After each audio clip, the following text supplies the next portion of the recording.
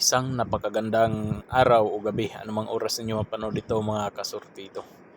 So sa video na ito ay ipakita ko sa inyo yung aking pagkuha ng huli na igat.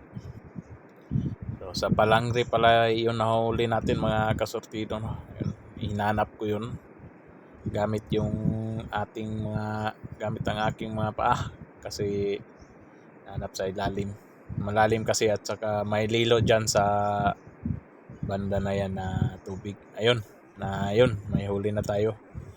Na huli sa ating palangre na kung tawagin dito sa amin, may isang talik at maraming mga kawil na nilagay. So yun ang tinatawag naming palangre. At sa paglagay ng mga kawil mga kasortido, medyo matagal na din tayong hindi nakapag-upload. Kasi minsan wala tayong huli, baka maboard kayo na tumingin sa aming mga video.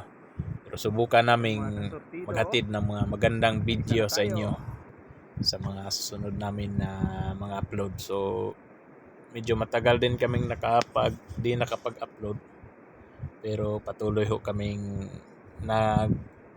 adventure manghuli ng mga igat. Ito yung pangalawang huli natin dyan mga kasortido.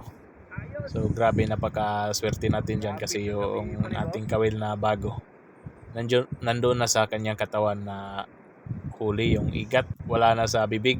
So napakatibay at napakaganda na uri ng kawil yung ating na order, no? So sa bandang ito, sa oras na ito ay atin na hong nilinisan yung ating huli na igat mga kasortido. At yan lang po mga kasortido. Maraming salamat ho. So ito palang huli namin, huli ko sa aking paglagay ng oras na yan ay binili ng ating kapitbahay. Hindi na ako nakapag-video kasi yung battery ng ating cellphone ay naubusan na tayo at di tayo nakapag-charge kasi wala tayong kuryente doon sa aming pinuntahan na area. So ayan lang ho mga kasortido, magandang araw o gabi anumang oras niyo mapanood. God bless everyone and thank you sa pagpanood always ng aming mga video.